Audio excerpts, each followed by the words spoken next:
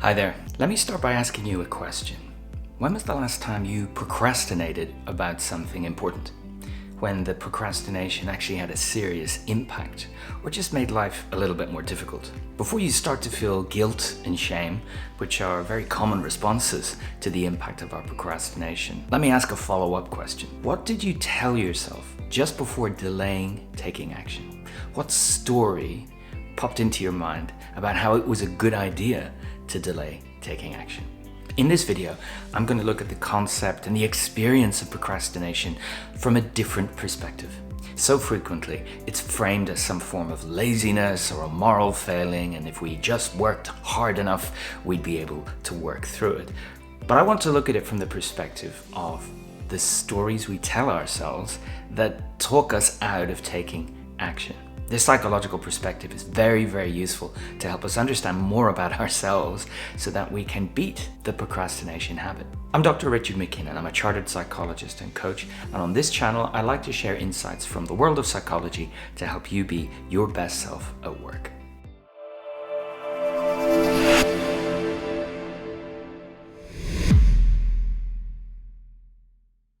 So before going any further, let's agree that procrastination is not about laziness. It's about using a coping strategy based on avoidance, which gives us short-term relief for sure.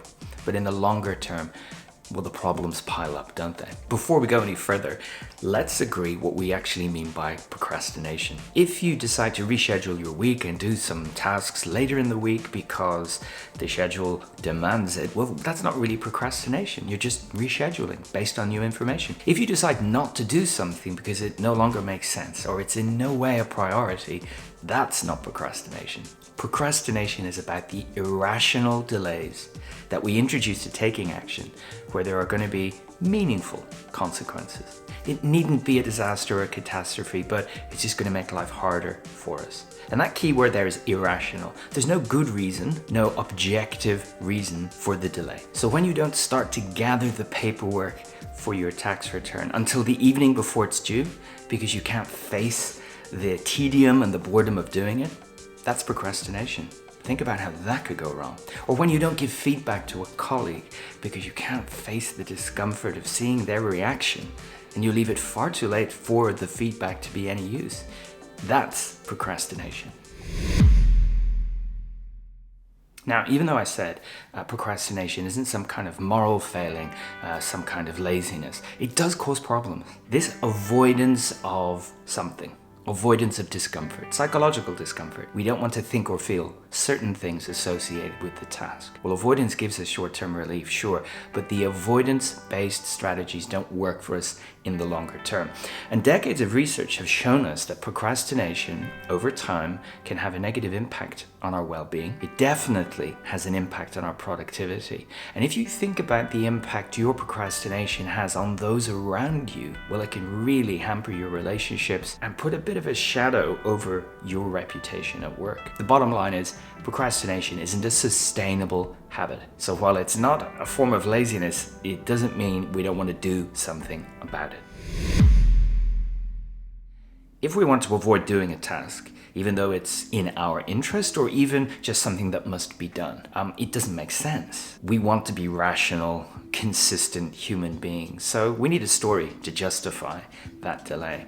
And these stories take so many forms. The bottom line is they're telling us later is better. Now, in the many years I've been coaching individuals, the same stories come up when we are working on someone's procrastination habit. So I want to share a few examples of these with you, not so that you feel bad about it, but that you maybe have that, that's what I do, or I've heard that story before. This will be easier tomorrow. This misplaced belief that somehow the task we'll do anything to avoid today will somehow magically be something we actively want to do tomorrow. We're just pushing it into the next day. Future me will sort this out. And of course, as the sun comes up, future me is present me, and I'm the same person.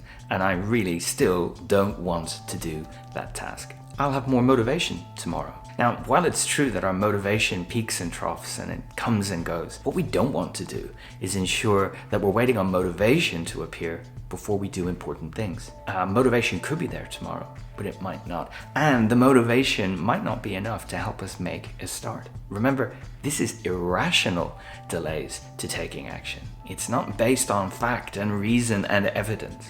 So waiting for motivation to somehow manifest is not a great idea when it's something important that we want to do. I don't need much time to do this. I can do it later.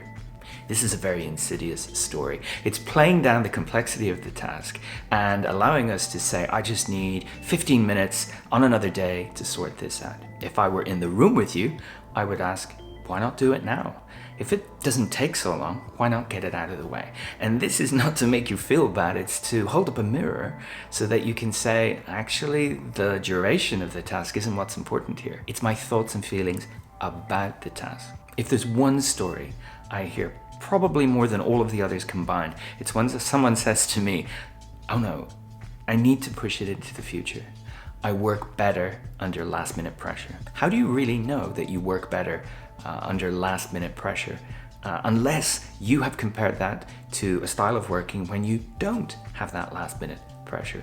Now, what we know from the psychology of the workplace is that pressure, real pressure, does very little for the quality of our work. It hampers our decision making, makes it difficult for us to focus and to manage our emotional expression. There's very little that real acute time-based pressure will do for the quality of our work. So telling yourself you're going to leave it till the last minute because that's when the magic happens, I'd love to hear from you if that's actually the case, and you can demonstrate that to me.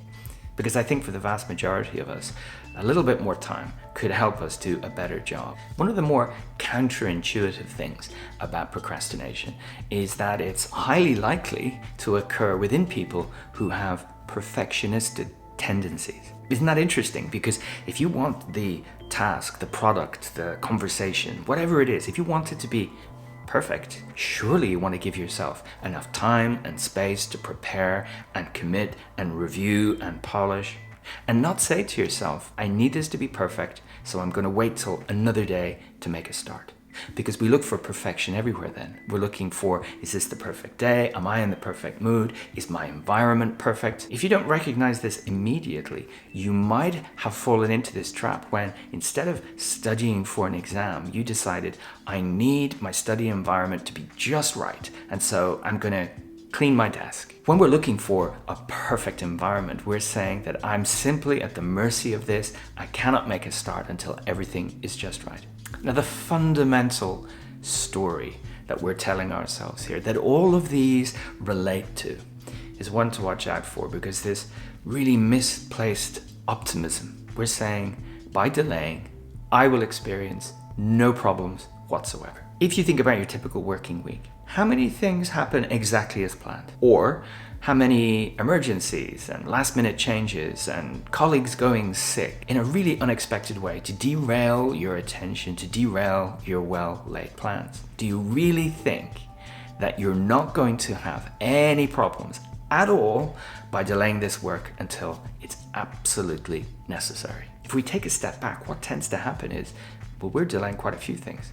We're procrastinating about quite a few tasks in the misplaced belief that there will be some perfect moment in the future that we can get them all done. But of course, they pile up and other things are coming in the door. When we procrastinate, we're depriving ourselves of the opportunity to stay on top of work, to get important things done, and to do it in a way that's ultimately sustainable. One that has less pressure, less upset, less panic. The trick here is to notice the stories, but not necessarily do what they're telling us to do. Your gut instinct may be to debate with them, to counter them with reason and evidence. This is a little bit like arm wrestling with a chimp. The chimp is stronger, it's going to win. Your mind is far more agile and is going to find another reason why you should delay. Now, in the next video, I'm going to explore some very simple techniques you can use to beat this procrastination habit. But my closing message today is that we can notice these stories and not necessarily respond to them. We can see them for what they are. Stories our mind is giving us to help us avoid some very short-term discomfort, but setting us up for longer-term problems. So instead of seeing the stories as an instruction or a prompt for your decision making. See them as stories. Stories you've heard many, many times before, and they didn't necessarily help you in the past. Focus less on managing these stories and removing these stories, because that's not possible either, and focus instead on taking helpful action in the moment. Now, if you found this useful, I hope you'll come back for the next video where we'll talk about how to beat the procrastination habit. Please, if you're enjoying these videos more generally, consider subscribing to the channel, or indeed share these videos with someone in your professional or your personal life who you think will benefit. Please get in touch with your questions or your comments. There's obviously space for that below. And if you have liked it, consider dropping a little like down there. I really thank you for taking the time to watch this, and I look forward to seeing you in the next one.